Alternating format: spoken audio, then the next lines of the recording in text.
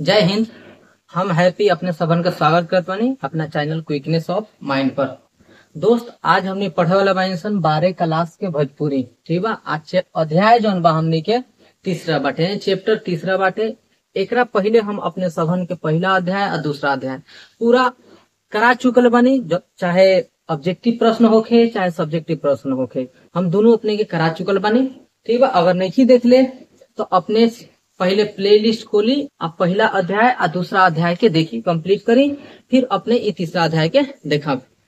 तो आज जो हमनी के तीसरा अध्याय बा, वो अध्याय के नाम बाटे मछली।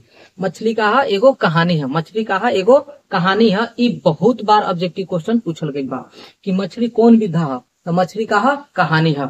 अच्छा, तो अपने सबन के कर्तव्य बनता, ठीक बा, कि अपने का कर वीडियो को लाइक कर दी, शेयर कर दी और सब्सक्राइब कर दी जरूर। ठीक बा।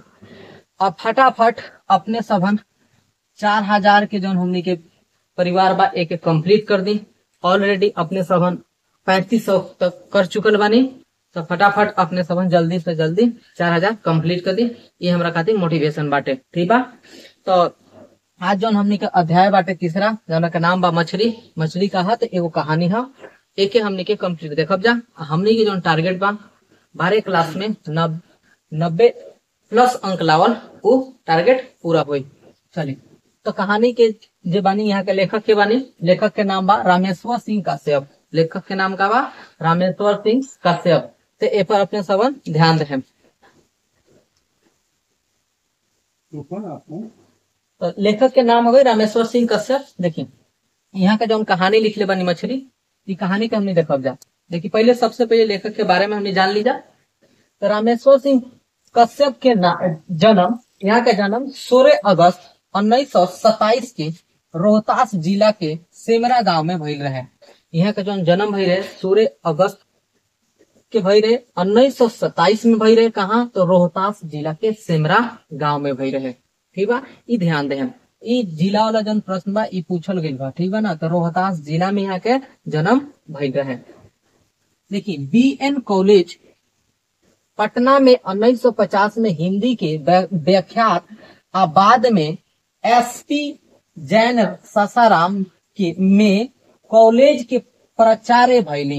यानी कि यहाँ के 1950 में जब Patna SNS college BN college बा, पटना BN कॉलेज बा, ओमे यहाँ के हिंदी के क्या बनी व्याख्यात, हिंदी के माने व्याख्यात और SP जैन सासाराम में कॉलेज के प्रधान प्राचार्य भैली यहाँ के रामेश्वर सिंह कश्यप जी। देखिए हिंदी भोजपुरी के विद्वान, हिंदी भोजपुरी के विद्वान, निबंध लेखक, कवि, कहानीकार और नाटककार रही। यहाँ के कार रही तो हिंदी और भोजपुरी दोनों के विद्वान रही, निबंधकार रही, कवि रही, कहानीकार रही और नाटककार रही। हमने के जो अध्याय बा ऑब्जेक्टिव सब्जेक्टिव सब कंप्लीट कर दिया। अभी हम अपने सबन का ऑब्जेक्टिव भी रख ले बानी, एमे जो पूछल गेल बा तो कंप्लीट अपने समझ। देखिए भोजपुरी नाटक लोहा सिंह का रेडियो रूपक में बड़ा प्रसिद्धि मिलल। यानी कि यहाँ के जौन एगो नाटक बा लोहा सिंह, ठीक बा, वो रेडियो पर, ठीक बा, बहुत ज्यादा ओके प्रसिद्धि मिलल। इतना ज्यादा प्रसिद्धि मिलल, इतना ज्यादा प्रसिद्ध भइल, इतना ज्यादा लोकप्रिय भइल कि ऊपर लोहा सिंह पर का भाई फिल्म भी बन गई। वहां पर लोहा सिंह जो नाटक बा ए पर का बन गई, फिल्म भी बन गई। देखिए वहां के नावे लोहा सिंह प्रचलित हो गई। वहां के नाव का रहे जौन है रामेश्वर सिंह कश्यप जी रही, यहाँ के नाव जो बानू अब लोहा सिंह से प्रसिद्ध हो गई। इतना ज्यादा प्रसिद्धि मिलल लोहा सिंह जो नाटक बा रेडियो पर इतना ज्यादा प्रसिद्धि मिलल कि ई नाटक जो पर एगो मूवी बन गई। ठीक बा। यहाँ का नाम जो बाटे नो लोहे सिंह से प्रचलित हो गई। यहाँ के रामेश्वर सिंह कश्यप जी के लोग कथी से जाने लागल, लोहा सिंह के नाम से जाने लागल। देखिए यह नाटक पर फिल्मों बनल जौना में रामेश्वर सिंह कश्यप जी अभिनय कैली। ई नाटक पर का भइल कि फिल्म भी बनल। कौन? लोहा सिंह जो नाटक रहे पर फिल्म भी बन गई और उ फिल्म में अभिनय के कैलक तो रामेश्वर सिंह कश्यप जी खूब अभिनय में कैनी। ठीक बा। याद रखे हम यहाँ के क्वेश्चन पूछल जाये कि कौन नाटक बा, ठीक बा, जौना में रामेश्वर सिंह कश्यप जी अभिनय के लिए बनी, तो ये अपने के लोहा सिंह नाटक बा। ठीक बा ना, याद रखें। मछली वहाँ के प्रसिद्ध मनोवैज्ञानिक कहानी मानल जाला। का मानल जाला? मछली जौन बाटे वहाँ का प्रसिद्ध मनोवैज्ञानिक कहानी मानल जाला। तो यो ऑब्जेक्टिव में पूछल जा सकता अपने से, ठीक बा, कि रामेश्वर सिंह कश्यप जी के मनोवैज्ञानिक कहानी केवना के मानल जाला, कावना के मानल जाला, ठीक बा। तो मछली के मनोवैज्ञानिक कहानी मानल जाला। चले यहाँ से जौन ऑब्जेक्टिव प्रश्न बा वो हम अपने सबन के करा रहल बानी, अपने सबन देखी पढ़ले बानी, तो 4-5 गो आंसर तो जरूर दे देम यहाँ से। देखी, मछली कावना विधा के रचना ह जौन की एग्जाम में, बोर्ड एग्जाम में बहुत बार पूछल गई बा, ठीक बा, पर ध्यान दे। मछली कावना विधा के रचना है, तो मछली कहा कहानी है। अपने को शुरू में ही हम बतेले रही, मछली कहा एगो कहानी है, तो मछली कहा कहानी है। देखिए, मछली के लेखक के नाम बताई, तो मछली के लेखक के का नाम बाटे? रामेश्वर सिंह काश्यप। रामेश्वर सिंह काश्यप यहाँ के नाम बाटे।